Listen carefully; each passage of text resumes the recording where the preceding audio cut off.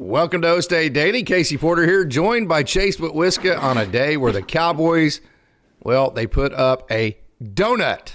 A donut. I can't remember the last time Oklahoma State put up a donut. So you finished the season putting up 0, Chase. You finished losing 9 in a row. Not only that, remember you got blown out in the Big 12 championship game last year. So you've lost 10 games in a row to Big 12 conference foes. You got to go all the way back to 1914 for this kind of futility. I mean, I don't want this to be just a gigantic cesspool of negativity, but it's like I posted today. I don't know what else to say. I don't know how to say anything positive right now. There's not anything that's positive to say. I mean, I was encouraged by the Smith kid last week, and yes. This week he looked like a freshman. I mean, yes. I don't mean that as a slight to him. I mean, he looked like a freshman. I mean, tell the truth. I mean, yeah. You know, he looked like he hadn't been there before, and he hasn't. You know, so that is what it is. The fact that Ollie Gordon got 4 touches carrying the ball, I'm speechless. I mean, that doesn't make any sense to me. That makes 0 sense. You might as well have told him to hang it up right after last week because you didn't even use him. You know, I mean, what was the point of him even suiting up and risking getting hurt for the draft if you're going to give him the ball 4 times? I don't understand that. I don't understand how Nardo continues to suck consistently in the same ways. I was thinking about this during the game, and you know, I can tell you exactly what he's going to do every third down, and that's blitz. I mean, he's going to blitz, and you can't do that against guys that you can't cover. You can't cover Travis Hunter. Shedeur Sanders is a high-end, top-level quarterback. One of your blitzers can't tackle the quarterback. So, like Jeff Robertson, like last year when it was Nick Martin blitzing and it was Colin Oliver, so like they'd play that little trap game with Nick Martin and Colin Oliver. Both of those guys were athletic enough to actually get the quarterback down, right? So now you're talking about Jeff Robertson, which, okay, he plays hard. I'm not trying to slight Jeff, but he's not Nick Martin. No. And then whoever it is at defensive end is not Colin Oliver. No. So even if you do blitz and get home, you're still not going to tackle Shedeur Sanders, right? And then he's going to just find a guy open in man coverage. Now, I know the Cowboys did sack him a couple times, but it just didn't matter. No, it didn't matter. And you, what I'm saying is you can't draw up a blitz when your secondary cannot cover their receivers. Right. I mean, and I don't mean this in a mean way, but Oklahoma State had no business being on the field with Colorado today. I mean, none. Yeah, I mean, it looked like they were playing on air. They were.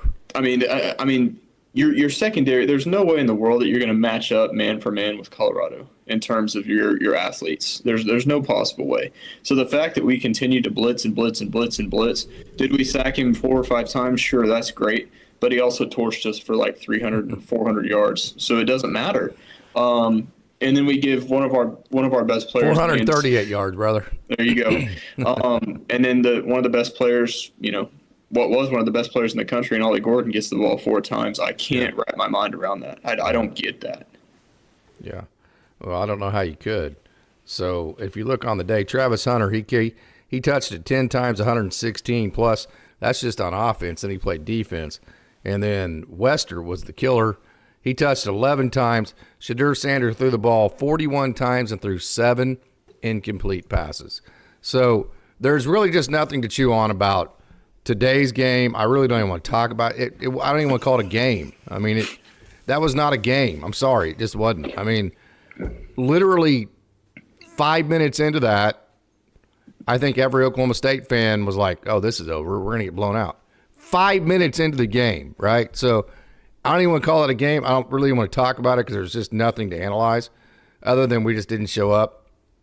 Terrible way to finish a terrible year, right? So I think it's time to turn the conversation. Here is the positives, if you will. The biggest positive is it's over, okay?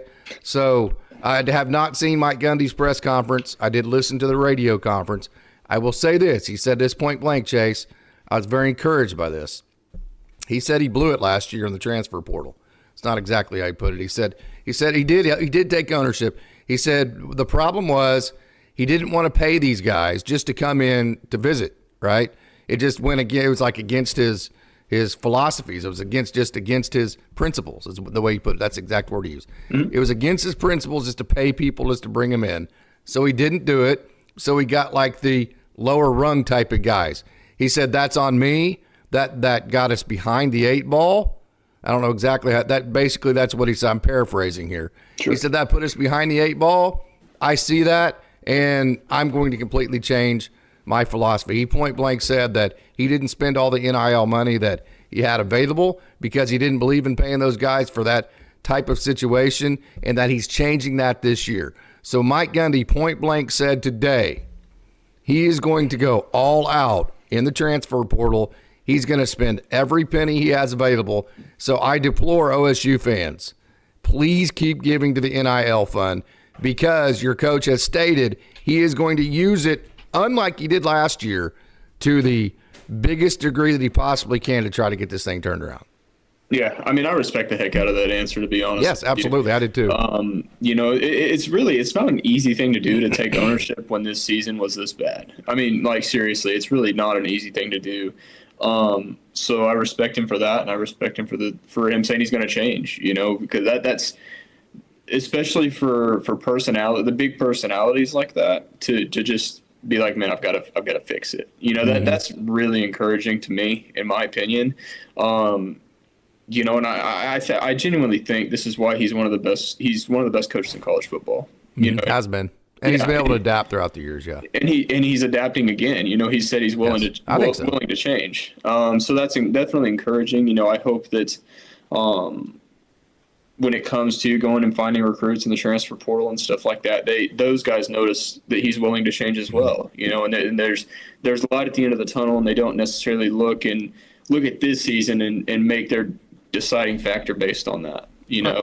And essentially, I bet in those meetings he's like, listen, what happened last year is not going to happen again this year, because I'm changing as a head coach. I'm changing my philosophy. I'm changing whatever. As a recruit that's searching for a new home, that's encouraging to me. I would like to hear that. And they have nice facilities. They still have a chance to compete in this conference. I mean, it's not. I mean, it's Chase. It's 1 year. Just look at Arizona State and BYU. I mean, exactly. Look at Colorado. I mean, they won 1 game 2 years ago. Yeah. I mean, this season is what it is. I'm glad it's over. I'm glad we don't have to watch another Saturday of that. Yeah. I think everybody is. Yeah. 100%, including the players and coaches. Yeah, exactly. Everybody's glad it's over, so.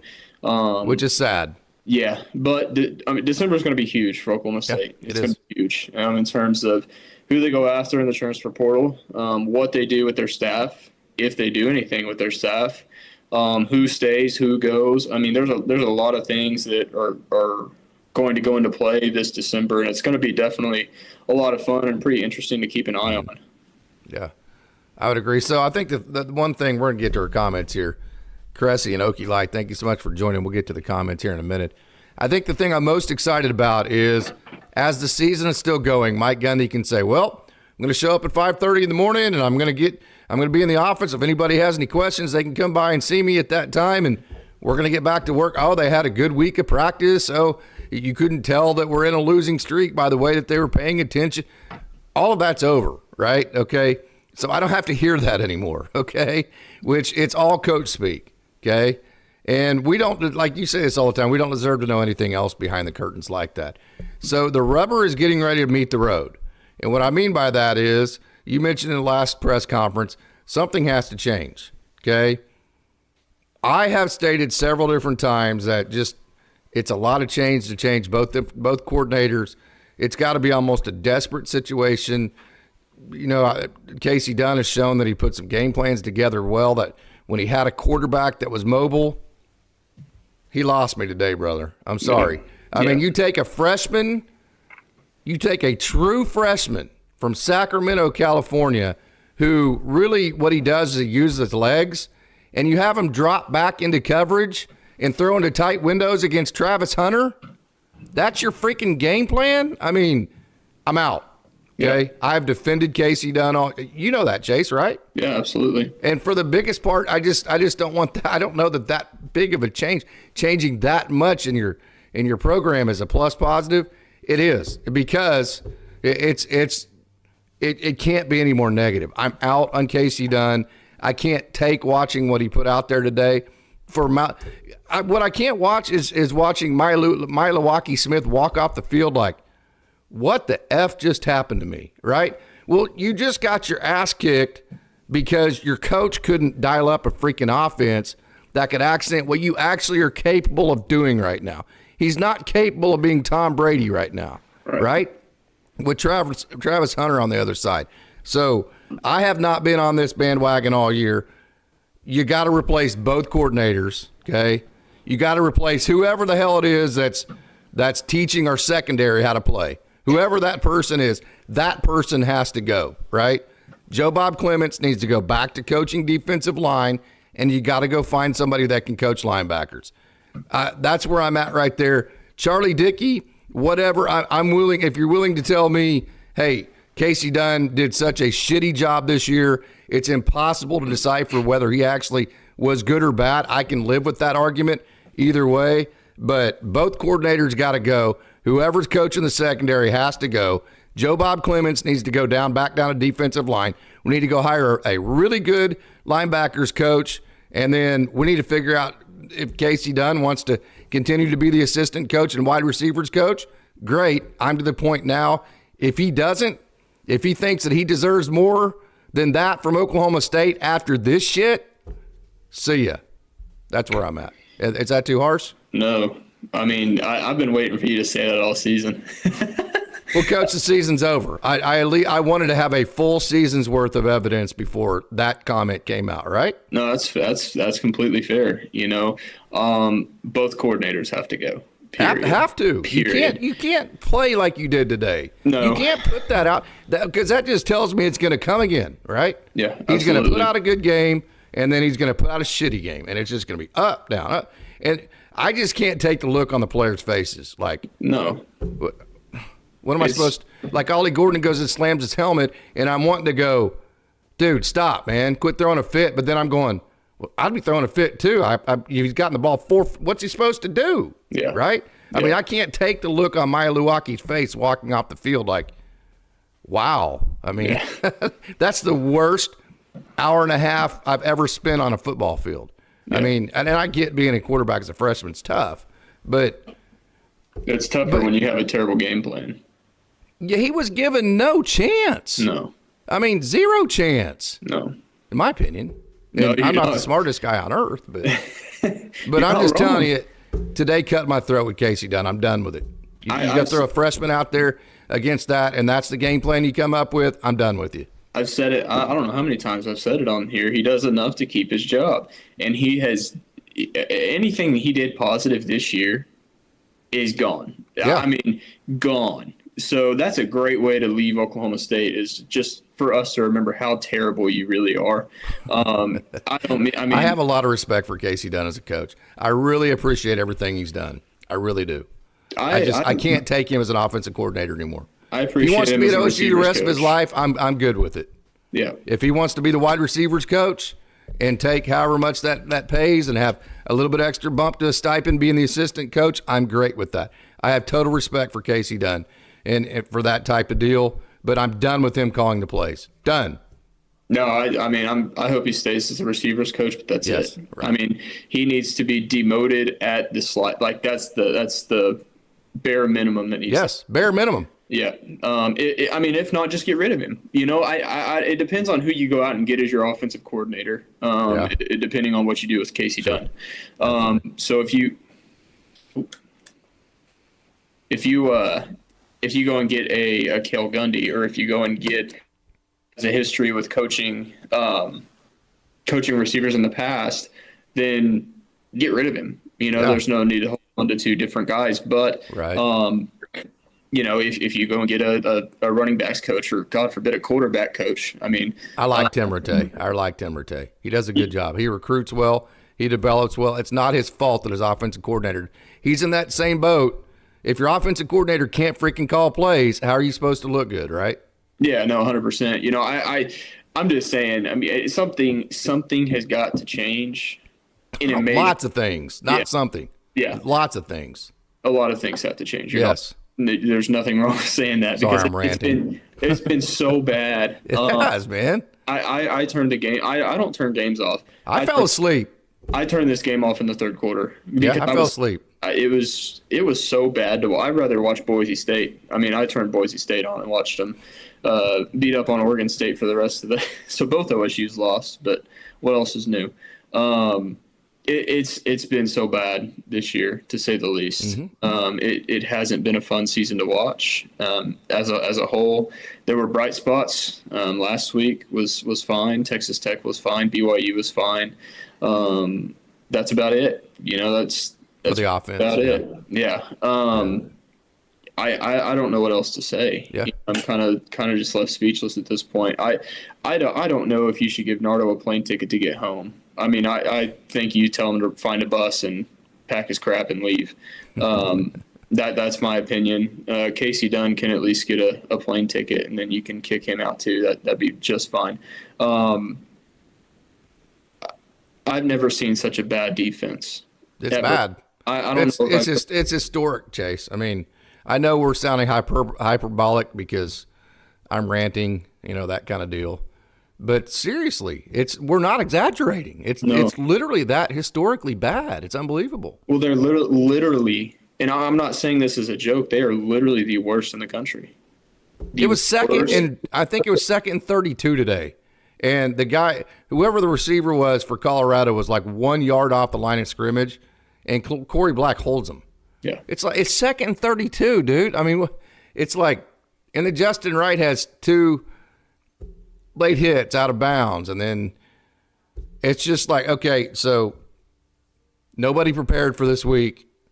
All the focus was on what are we going to do next week. It was obvious there was nothing that was put into this game plan. There was no motivation to play it.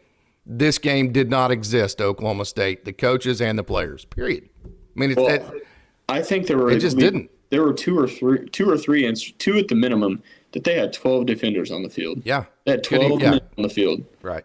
You don't even see that in high school. Yeah. You don't. You see it every now and then, 2 or 3 times a year, maybe. Yeah, but 2 or 3 times in the same game. Yeah, right. I mean, that's so bad. Coach, they had less than 100 yards until the last drive when Colorado put in their number 3s. Yeah, I mean, and Colorado's defense is not good. No, I mean, it's not like Texas Tech's defense. They're not horrible, but they're not. Yeah. I mean, they're not hold you under 100 yards of offense. Good. Mm-hmm. With the weapons that you have. What defense? Alabama shouldn't do that to OSU. No. Alabama shouldn't do that to OSU in 1 quarter. I mean, I don't know. I don't know. I've been left completely speechless. Like that's the worst. It's the worst football game that I've ever watched. Good thing about it was I kind of watched it and I kind of didn't. Yeah. It was so bad that it was like, oh my God.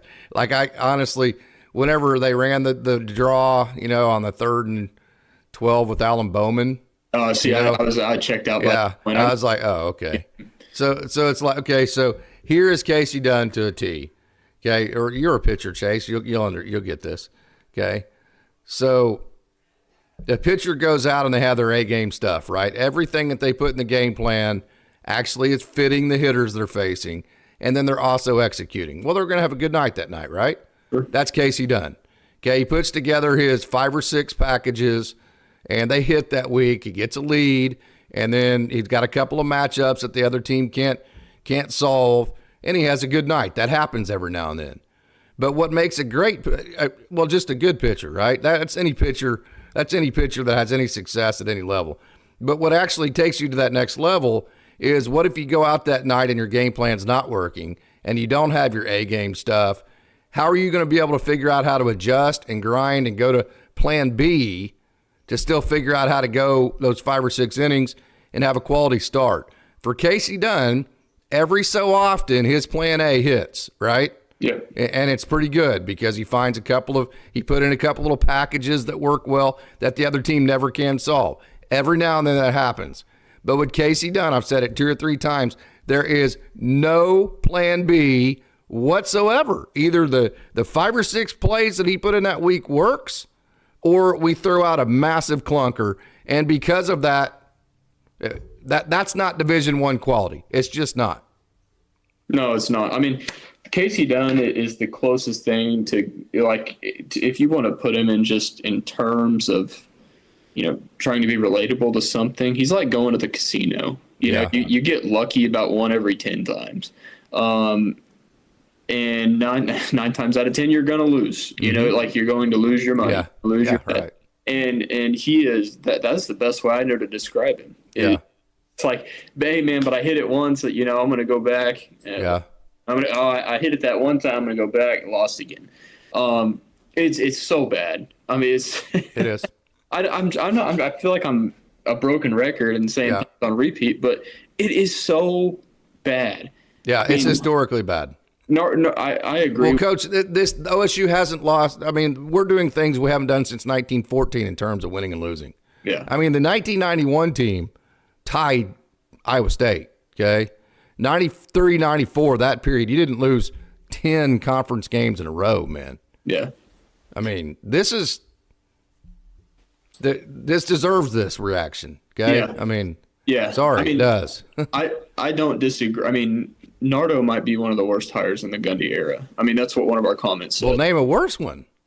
He said Dunn too. I wouldn't go as far as to say Dunn is one of the worst hires because you can't ignore what he did with receivers. One of the worst hires is an offensive. And some of the good games he's had offensively. Yeah, absolutely. And we did make the Big 12 championship game last year. But and Nardo, part of that was because he learned how to play some complimentary football. Right, but Nardo is horrible. I mean, he is horrible. He was, again, I don't mean this as a mean thing to say. It's truth. What else can you say? He was a Division II coach for a reason. Yes. He was not ready for this. He was not ready for big boy football. I mean, he brought a Division II defense to a Division I top 25 normally contender, and it is. I mean, I have no excuses for. I mean, I don't care what you say. 12 men on the field. That's a defensive coordinator issue. But see, that to me tells me that you have too many Chiefs and not enough Indians. That tells me that they've relinquished his duties a while back. Now you have like 4 or 5 different guys all trying to coordinate it together, and now you don't. And that's what that tells me. I don't have any fact on that. I'm telling you, though, you've been in sports long enough to know when those kinds of things start happening, that tells you that there's too many guys trying to all say that be the leader or something, right? Yeah, I mean, but outside looking in, that's a defensive coordinator issue. That is a problem. 100%. It has to be fixed. Yeah. Yeah, I mean, 12 men on the field. I can't get. I don't get it. Yeah. 3 times? Was that how many times it happened? 2 or 3. One of the 2. I don't remember. Again, I checked out, so it might have happened 3 or 4 or 5 times before the game was over, but I didn't get to see those, thankfully. I'm curious to see what they do in December. I'm curious to see what they do next week. To be honest with you, next week is going to be huge because of the transfer portal opening. I think that you have to. Mike Gundy should be on the phone right now on the plane talking to offensive and defensive coordinators. I mean, that's what should be going on right now on the plane, because you have to make these decisions because you have to have somebody to talk to these recruits. Sure. And got to have something to sell. Exactly. We have nothing to sell right now. Nothing. No. Yeah, nothing. I mean, literally nothing outside of, hey, you can come in and probably play. I mean, which has been OSU's calling. That's been their pitch for all the years they were bad. Yeah. I mean, I don't know what's going to happen. You lose Ollie, you lose Brennan, you lose Rashad. You don't have to lose Ollie. Well, he's not coming back. I've heard 7th round. But then he goes, I mean, I don't mean this in a bad way. I wouldn't blame him for leaving. Why would he stay? That would be my question. If you're Ollie Gordon, and the only okay, so this sums up your offense perfectly. If you're Ollie Gordon and Mike Gundy, and you go into Mike Gundy's office and go, hey, Coach, I'm trying to make my decision on whether to stay or leave. What's the plan for next year? And Mike Gundy says, well, we're just going to stay the course, and we're going to get back to work. And he's like, same coaches. And you say yes. At that point, you hear that if you're Ollie Gordon, why would you stay? Your last game, you got 4 freaking carries. We spent the entire season this year just basically abusing him because we couldn't figure out how to block for him or call plays for him and get him any kind of success. Meanwhile, he's on the field watching Shadur Sanders, Shiloh Sanders, Travis Hunter, and all these guys be rock stars, something of which he should be, right? Yeah. And then he's looking at our side, and he has 4 freaking carries on national television with Prime on the other side. Yeah. Why in the hell would he come back? And I hope he does. Don't get me wrong, but no, if for some reason he sees this, I really hope he comes back. I mean, if he doesn't go to the NFL, I hope he comes back here.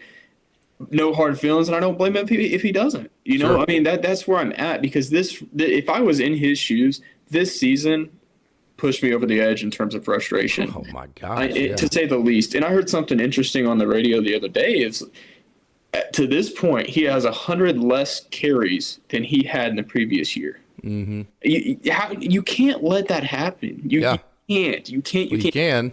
I mean, you can. But of course, we got behind in a lot of those games. That's why, But still, find another way to get him the ball. He is one of the premier players in the country, and you can't ignore what he did last year. I mean, it's still there, and you saw glimpses of it against Texas Tech, and then you turn around and you give him the ball 4 times in Colorado. That's inexcusable.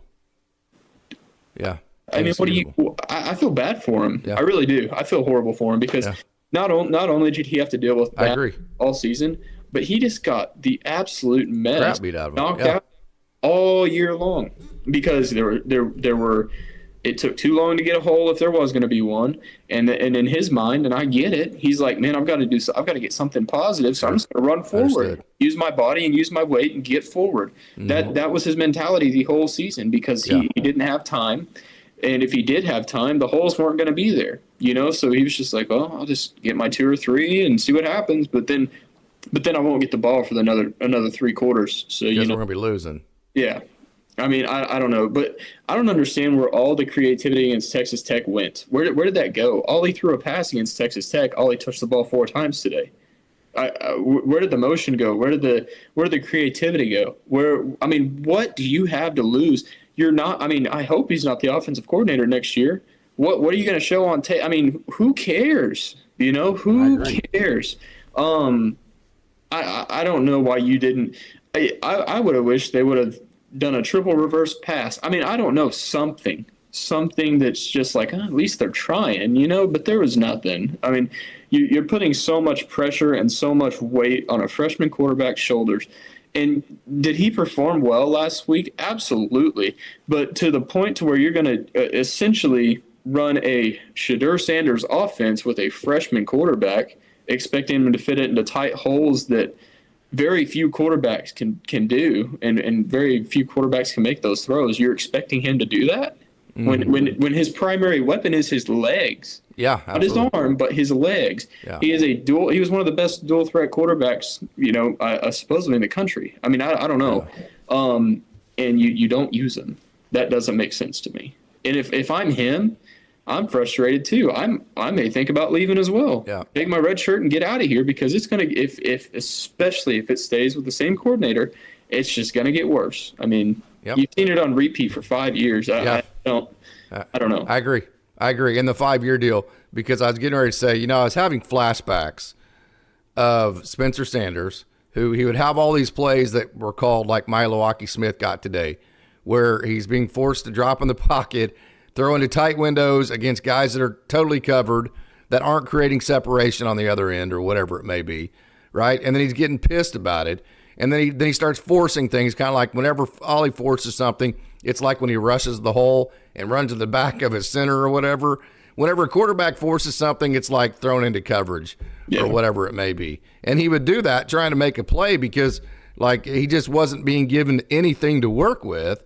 And then OSU fans would get so pissed at him because then he would start making mistakes. Yeah. Right. And it was all, to me, almost all of his turnover issues were the fact that he was more aggressive than what the offense was. Does that make sense to you? Like the offense wanted him to wanted to have him throw into tight windows, have him do this, have him do that. He wanted to have it wide open to where there's options to make a play on every single play, that kind of deal. So watching Milwaukee Smith today just reminded me of all of the flashbacks of all of the turnover-prone games of Spencer Sanders, which that's why, in my head, that's when I went, oh, well, this is Casey Dunn, because Casey Dunn's a common denominator in both of these issues. Yep. You had Spencer Sanders, who is the Gatorade Player of the Year in Texas. You couldn't figure out how to harness his turnovers, right? Now you got Milwaukee Smith. You're not using his legs. So I was willing to make the defense that, okay, well, it was Alan Bowman, right? Well, we saw today, okay, yes, was Alan Bowman great? No. But now look what we did with a mobile quarterback. We're equally as bad, if not worse, at that point. So what kind of quarterback do you want, Coach? What kind of quarterback do you want to coordinate to, right? You've had both styles, and you've thrown clunkers with both of them. So now what? That's kind of where I'm at. I've said it 100 times, and you can vouch for me on this. I'm seriously wondering how many times Spencer Sanders covered up a horribly called offense. Yes, correct. I mean, horribly called. Yes, I agree. And that led to turnovers. Exactly. Exactly. But then he would be put in tough situations to where he would try to force things, and you're like, God, Spencer, what are you doing? It's that's how bad the game plan was. And he's like, I can't run the ball. I'm not a running back. I don't need to run the ball 18, 20 times. Right. I will die on the hill if Spencer Sanders was a good quarterback here. Me too. I love Spencer Sanders. Competitive sucker. He was more competitive than his coaches were in terms of the way they called plays, if that makes sense. Absolutely. I don't know if that makes sense or not. It does to me. Well, in my opinion, Ollie's the same way. Yes, correct. I agree. Competitive son of a gun. And so is Rangel. Yeah, and sometimes people get mad, say he's a diva and all this. He's competitive. He's passionate about playing. He's passionate about the product that he's putting on the field and stuff like that. And when he's not getting any assistance from either the offensive line or the play calling, right, you reach a boiling point. Yeah. And at some point you just have to let loose. And is he an emotional guy? Yes, but that's it is what it is. You wouldn't see this much frustration and this much him throwing his helmet and stuff like that if he was put in a decent chance. Like he had no chance to succeed. Yeah, none. But see, why is he so frustrated? Is he frustrated because I'm not getting my bag now because I'm not getting the ball, or is he frustrated because it's 40 freaking to nothing and you're not giving me the ball and I can't help my team make any difference here? So if it's the second one, then I have no problem with that. Does that make sense? He's pissed because we are getting our asses kicked because you're not giving me a chance to help here. Yeah, absolutely. I love that. I love that part of it. Yeah, but even when you do give him the ball, you don't draw up a scheme good enough to give him a chance. No. So you saw him frustrated in one of the first plays of the game. I mean, he got hit 3 yards behind the line of scrimmage. Yeah. What is he supposed to do? Yeah. And in his mind, I don't know what he's thinking, but there's a chance that was his last game as an Oklahoma State Cowboy, a place that he is shown to love. And you screw him. I mean, you're just like, man, forget what you've done for the past 3 years. I don't care that you like this place. I don't care what you've done for the program. I don't care. I don't care who you are. I don't care what you've done. We're not going to give you the ball. I don't know.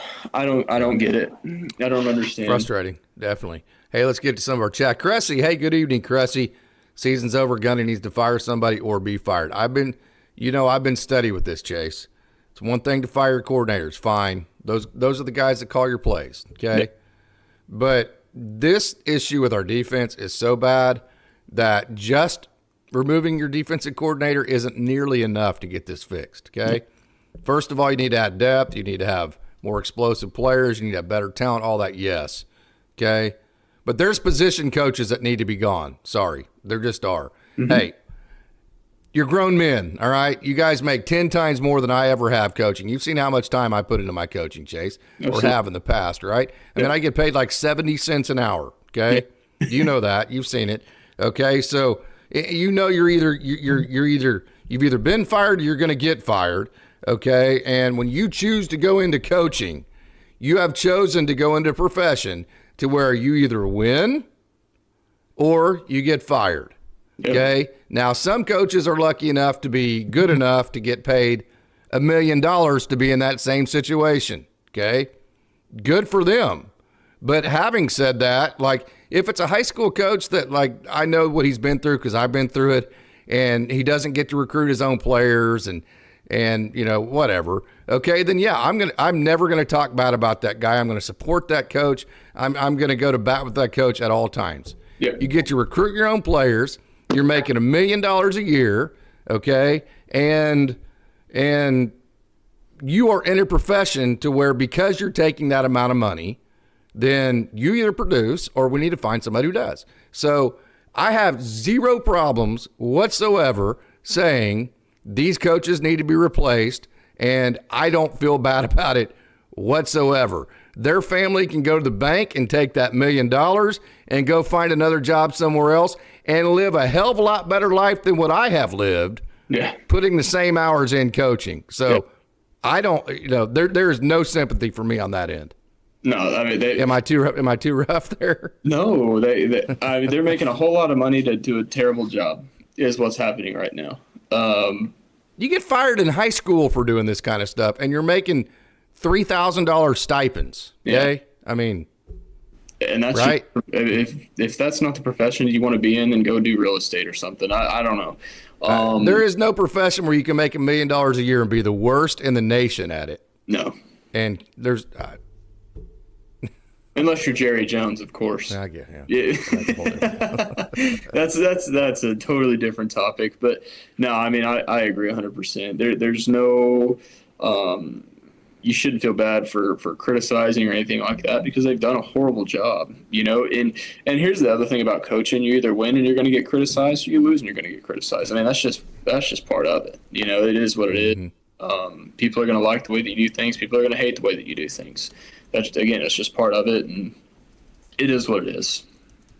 Yeah, it absolutely is. So I'm going to say this: I do think that I still am in the Mike Gundy's corner squarely. Yeah. I'm not in the fire Mike Gundy. I think it's in some ways, and I think he knows this, and this is part of his arrogance. I think in some ways we need him to get his ass hooked up more now than ever. And I'll say reason number one why I'm still in Gundy's camp, okay, is that he is going to be the coach next year, okay, period, end of discussion. So me going on and bitching, oh, we need to fire Gundy or anybody else, okay, that's not going to do any good, okay. What I want as a diehard Oklahoma State fan of 51 years, what I want is this fixed by next year, right? And I can tell you Mike Gundy is going to be the head coach, okay. So I'm going to throw my support in his camp, and while I'm throwing my support in his camp, my statement is going to be very clear to him: get your shit together, okay? Get your plan, get the NIL crap figured out that you didn't have figured out last year. Put the work in and cover up the holes and do your job for Oklahoma State that we all are banking on you to do. Put in the hours, humble yourself, get rid of your ego, and become Mike Gundy that we need you to be to get this turned around. So I am in the camp of supporting Mike Gundy under those pretenses. Yeah, and you should be. You know, and not just because he's going to be the coach next year, but one, I think he is going to change. I think he's going to do what he needs to do to get it fixed, because I don't think he enjoys this any more than the rest of us do, to be honest. And I mean, he's the best coach in Oklahoma State football history. I mean, period. And I would still argue that he's one of the best coaches in the country. And people can get mad about that and whatever they want to do. I don't care. But he's had this job for a long time, not because he sucks. You know what I'm saying? And he's adapted before. Yeah, he's shown he has the ability to do that. Yeah, and if he doesn't want to adapt, in my opinion, if he doesn't want to, then he'll retire. Period. Yes. Because I don't think that he's not. I think it's the opposite. He wants to solve this puzzle. Yeah, this is like a puzzle for him to solve. He's not going to go out like this. I can tell you that he's not going to go out like this. You know, and he's going to do anything that he can to get it back to where it should be. My opinion. We'll see what happens, but that's what I think is going to happen. I'm always going to be a fan of his. Period. He makes a lot of money to do a good job. You know, he's earned what he's given. or Yeah. what he's gotten in the past. You Right. know what I'm saying? He's earned an opportunity to get this figured. He's earned at least another year to get this figured out. Absolutely. And I think, like I said, I think he's going to. I think next year you're going to see a different football team, and I hope you do. I hope you also see a different staff. But we'll see what happens. I think these next couple weeks are going to tell us a lot about what next season is going to look like. So The changes should be made by tomorrow. Sorry. they should. If these changes aren't made immediately, Mike Gundy's going to be starting to lose my support by the second, because every second that you waste is 1 second that you could have been recruiting. Chase, I just lost you. Lost your video. We'll get him back here. Are you still there, Chase? Chase will rejoin here in just a second. I'm not sure exactly what happened with him. He might have run out of juice on his phone there. But, hey, so looking at the coaching staff here, okay, so Joe Bob Clements is the co-defensive coordinator and linebackers coach. So I would move Joe Bob Clements down to defensive line. And then the guy that I think also needs to be evaluated right now is the safeties coach, Dan Hammerschmidt. And then Tim Duffy is also the defensive passing game coordinator and coaches the corners. So I think Hammerschmidt and Duffy, they need to be looked at. And then obviously your defensive coordinator. Let me go ahead and text Chase and tell him that I lost his video, and we'll see what happens. Oh, I think he logged off. 1 second here. All right, so let's get into some comments here. Nardo has not been given a fair chance, says Cressy Davis. Let me actually go back to my scene here and get me up on the scene by myself. OState.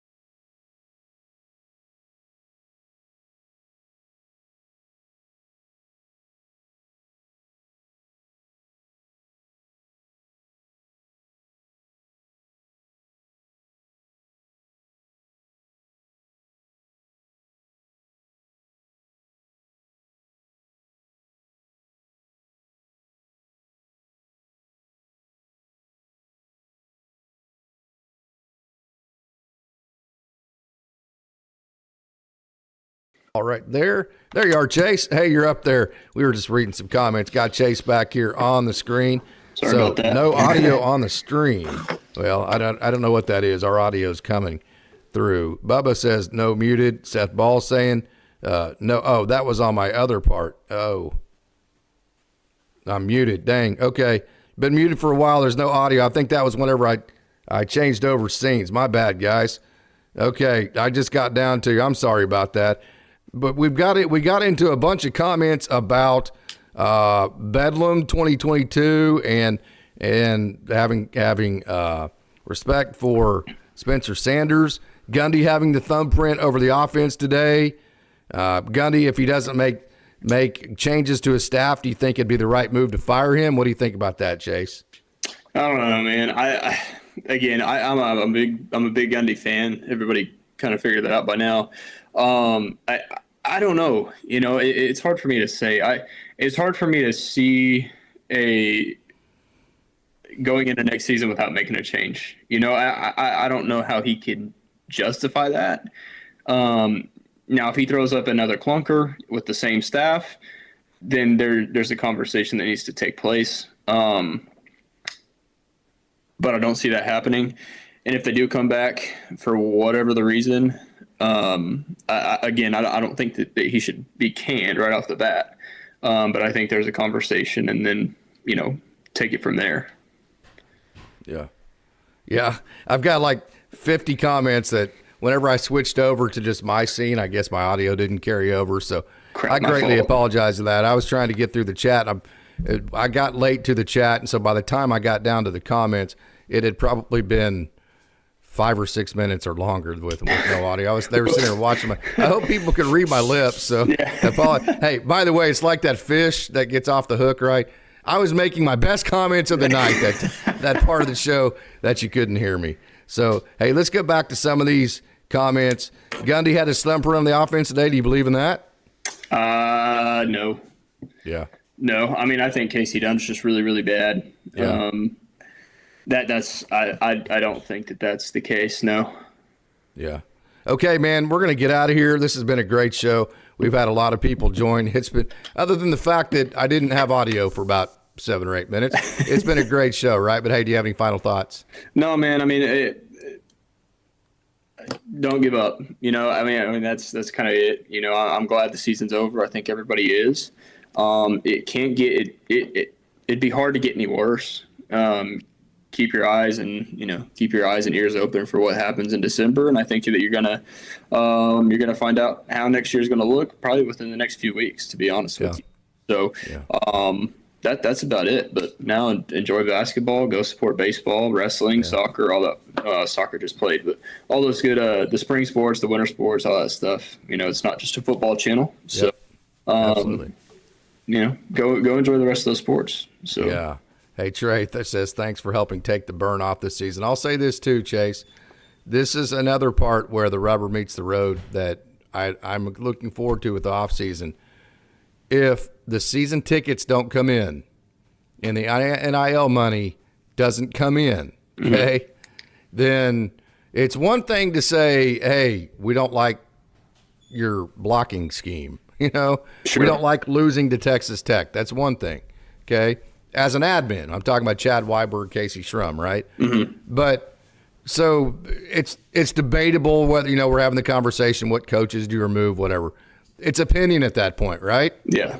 But when the fans stop supporting their head coach by not coming to games and by not supporting the NIL funds because they're so freaking fed up with what they're seeing that they're not willing to give their funds to the program to make a statement, that's whenever that you will not be able to, it will move from opinion to, hey, we have to do something now. Sure. That's what I'm really excited about, is that now they're going to get ready to have hardcore numbers that they can go to Mike Gundy and go, you know what, you arrogant ass, here are our numbers this year compared to last year. Eat it, right? Yeah. I don't care what you think. We can't sustain this. So get rid of your ego, apologize to your fan base, and get this shit fixed. There's no other option if the hardcore numbers come in that way. That's what I'm excited about. Yeah, I mean, I think there's still going to be support. I think people are still going to donate to NIL. And I hope they do. I don't think that this season should be an end-all be-all for all fans.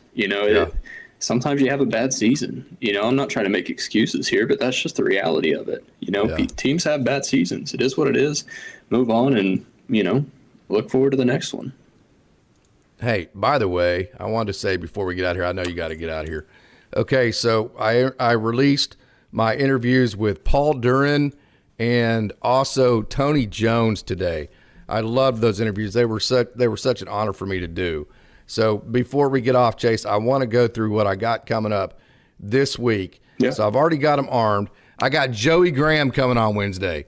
Joey Graham's going to talk about the Final Four. He's going to talk about his time at OSU. He's going to talk about putting the pads on whenever Coach Sutton had him do that. He's going to talk all about Coach Sutton, Coach Dickey, Coach Sean Sutton. He's going to talk about his brother Stevie. He's going to talk about Tony Allen and that whole group. I loved it. I mean, all I had to do was throw him up a softball and let him go. So I got that being released Wednesday. I got Matt Clark. He was the all-time assist leader, and he was at OSU from 79 to 83. Mm-hmm. I've got him queued up for Wednesday as well, and he did an absolutely awesome job. And then also I've got Terrence Richardson, who is the all-time punt return leader in the history of Oklahoma State. And I got Billy Jones, all coming your way this week here on OState Daily. So we have a lot coming. We're going to transition to basketball and wrestling. That's going to be a whole lot of fun. So you notice I've got Randy Rutherford on the hook. We're getting ready to talk to him. We're getting ready to talk to Victor Williams and Ivan McFarland as well. So we got all the basketball headed your way. So, hey, I want to thank everybody for tuning in. This has been a heck of a lot of fun. Anything else you want to say to finish the show, Chase? Glad it's over. Glad it's over. That's it. That's all I got. Hey, see you, man. Go Pups. See you. Absolutely.